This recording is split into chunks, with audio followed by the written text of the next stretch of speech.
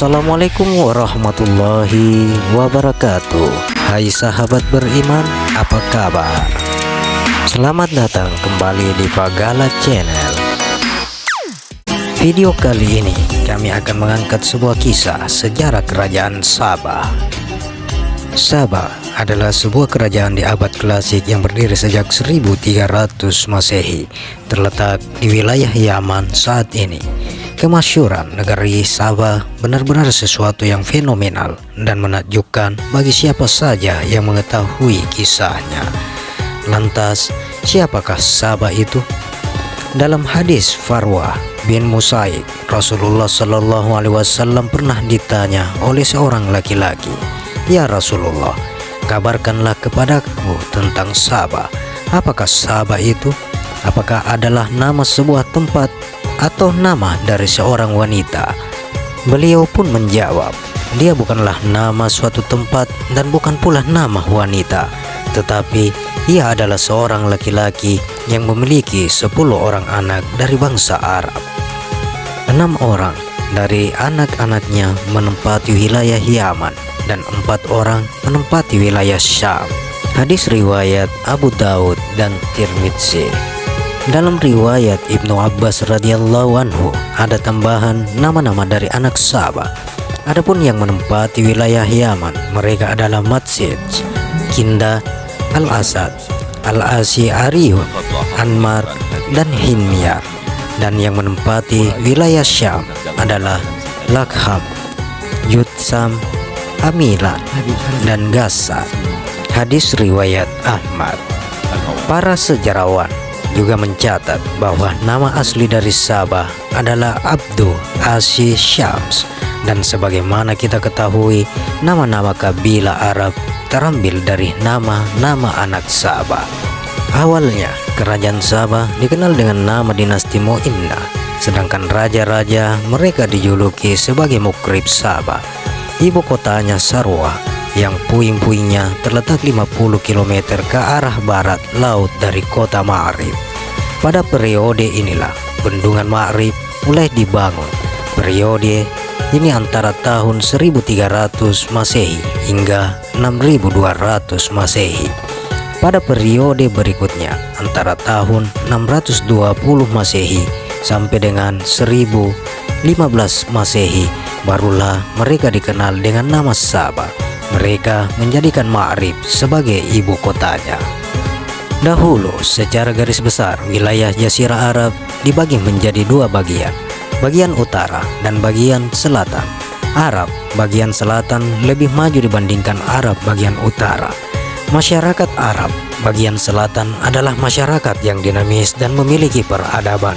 Mereka telah mengenal kontak dengan dunia internasional karena pelabuhan mereka terbuka bagi pedagang-pedagang asing yang hendak berniaga ke sana. Sementara orang-orang Arab utara adalah mereka yang terbiasa dengan kerasnya kehidupan padang pasir. Mereka kaku dan lugu karena kurangnya kontak dengan dunia luar. Tentu saja geografis kerajaan Sabah sangat mempengaruhi bagi kemajuan peradaban mereka.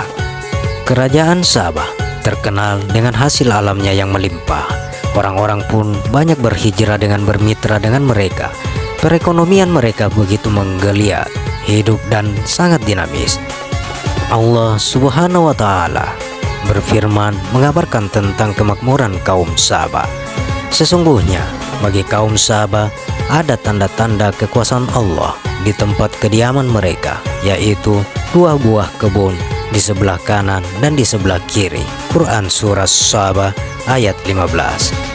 Kedua kebun tersebut sangat luas dan diapit oleh 2 gunung di wilayah Ma'rib. Tanahnya pun sangat subur, menghasilkan berbagai macam buah dan sayuran. Qatadah dan Abdurrahman bin Said rahimahullah mengisahkan apabila ada seseorang yang masuk ke dalam kebun tersebut dengan membawa keranjang di atas kepalanya, ketika keluar dari kebun itu, keranjang tersebut akan penuh dengan buah-buahan tanpa harus memetik buah tersebut. Abdurrahman bin Said menambahkan, di sana tidak ditemukan nyamuk, lalat, serangga, kalajengking, dan ular. Tafsir At-Tabiri. Menurut Al-Qushairi, penyebutan dua kebun tersebut tidak berarti bahwa di Sabah kala itu hanya terdapat dua kebun itu saja. Tapi maksud dari dua kebun itu adalah kebun-kebun yang berada di sebelah kanan dan kiri lembah atau di antaranya gunung tersebut. Kebun-kebun di Ma'rib saat itu sangat banyak dan memiliki tanaman yang bervariasi. Fathul Qadir. Yang membuat tanah di Ma'rib menjadi subur adalah Bendungan Ma'rib atau juga dikenal dengan nama Bendungan Arif. Bendungan yang panjangnya 620 meter, lebar 60 meter, dan tinggi 16 meter, mendistribusikan airnya ke ladang-ladang penduduk dan juga menjadi sumber air di wilayah Ma'rib. Literatur sejarah menyebutkan bahwa yang membangun bendungan ini adalah Raja Sabah bin Yasjud, sedangkan buku-buku tafsir mencantumkan nama Ratu Bilqis sebagai pemerakarsa dibangunnya bendungan ini. Ratu Bilqis berinisiatif mendirikan bendungan tersebut lantaran terjadi perebutan sumber air di antara rakyatnya yang mengakibatkan mereka saling bertikai bahkan saling membunuh. Dengan dibangunnya bendungan ini, orang-orang Sabah tidak perlu lagi khawatir akan kehabisan air dan memperebutkan sumber air karena bendungan tersebut sudah menjamin kebutuhan air mereka, mengairi kebun-kebun dan memberi minuman ternak mereka. Sebelum Ratu Bilqis masuk Islam, kaum Sabah menyembah matahari dan bintang-bintang.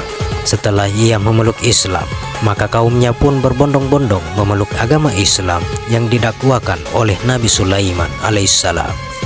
Sampai kurun waktu tertentu, kaum Sabah tetap mentauhidkan Allah Subhanahu wa Ta'ala. Namun kemudian mereka kembali ke agama nenek moyang mereka, menyembah matahari dan bintang-bintang. Allah Subhanahu wa Ta'ala telah mengutus 13 orang rasul kepada mereka. Akan tetapi mereka tetap tidak mau untuk mentauhidkan Allah dan tidak menyekutukannya dengan sesuatu apapun. Allah pun mencabut kenikmatan yang telah Dia anugerahkan kepada mereka. Tetapi mereka berpaling, maka kami datangkan kepada mereka banjir Al-Arif. Quran Surah Sabah ayat 16. Penyebab kehancuran bendungan tersebut tentu saja adalah takdir Allah Subhanahu wa Ta'ala dan akibat dari kaum Sabah yang kufur akan nikmat Allah terhadap mereka. Namun Allah menciptakan suatu perantara yang bisa diterima oleh logika manusia agar manusia lebih mudah untuk merenungi dan mengambil pelajaran. Di dalam buku-buku tafsir disebutkan seekor tikus yang lebih besar dari kucing sebagai penyebab runtuhnya bendungan Ma'rib. Subhanallah, betapa mudahnya Allah Subhanahu wa Ta'ala menghancurkan bendungan tersebut meskipun dengan seekor makhluk kecil yang dianggap remeh atau tikus. Sebab lain yang disebutkan oleh sejarawan adalah terjadinya perang saudara di kalangan rakyat Sabah. Sementara bendungan mereka butuh pemugaran karena dirusak oleh musuh-musuh mereka. At-Tahrir wa At-Tawir 22-169. Perang saudara tersebut mengalihkan mereka dari memperbaiki bendungan Ma'rib. Wallahu a'lam bishawab. Mana yang lebih benar mengenai berita-berita tersebut? Bendungan ini hancur sekitar tahun 542 Masehi. Setelah itu, mereka hidup dalam kesulitan. Tumbuh-tumbuhan yang tumbuh subur di tanah mereka tidak lagi menghasilkan buah seperti sebelum-sebelumnya dan yang amat sangat. Saat itu, termasuk salah satu negeri termiskin dan terkering di Jazirah Arab. Allah Subhanahu wa Ta'ala berfirman, tetapi mereka berpaling, maka kami datangkan kepada mereka banjir yang sangat besar dan kami ganti kedua kebun mereka dengan dua kebun yang ditumbuhi pohon-pohon yang berbuah pahit, pohon ats dan sedikit dari pohon sidr.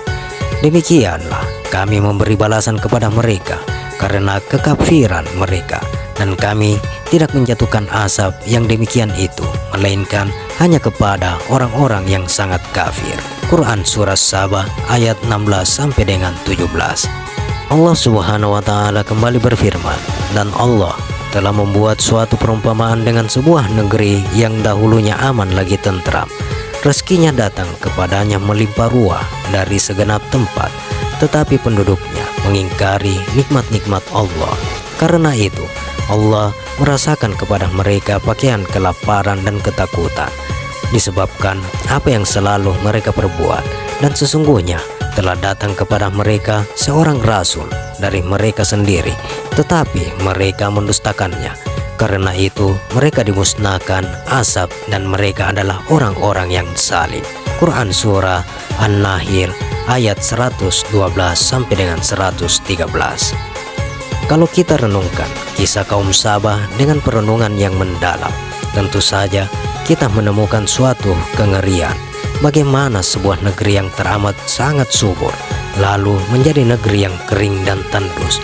Allah Subhanahu wa Ta'ala mengabadikan kisah kaum Sabah ini dalam Al-Quran dan memberi nama surah yang membuat kisah mereka dengan surah Sabah. Hal ini tentu saja dimaksudkan agar manusia senantiasa mengingat apa yang terjadi kepada kaum ini. Demikian pula negeri kita Indonesia yang disebut sebagai Jamrud Katulistiwa. Tongkat yang dibuat ke tanah akan menjadi pohon. Sebagian gambaran kesuburannya hendaknya kita merenungi apa yang terjadi pada kaum Sabah agar kita tidak mengulang kisah perjalanan mereka. Sesungguhnya pada yang demikian itu benar-benar terdapat tanda-tanda kekuasaan Allah bagi setiap orang-orang yang sabar lagi bersyukur. Quran Surah Sabah ayat 19. Demikian sahabat, sejarah kerajaan Sabah. Semoga bermanfaat dan semoga kita dapat memetik hikmah dari kisah kaum Sabah. Semoga pula kita semua termasuk orang-orang yang pandai bersyukur. Jangan lupa untuk subscribe dan tekan tombol lonceng. Sampai bertemu kembali di video berikutnya. Terima kasih sahabat.